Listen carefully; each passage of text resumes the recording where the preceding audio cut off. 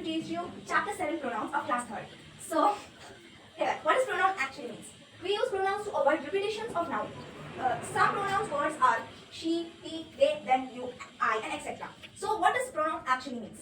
Without just understanding the meaning of that word, how can you just read the chapter? So, pronoun means, we can say pronoun is used to avoid the repetition of the noun.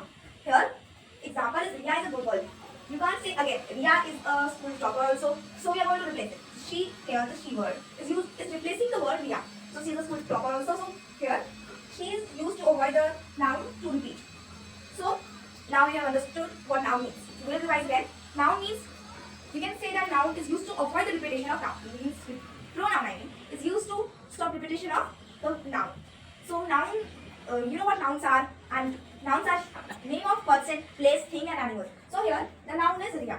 Riya is a noun because in the person. This is the name of a person.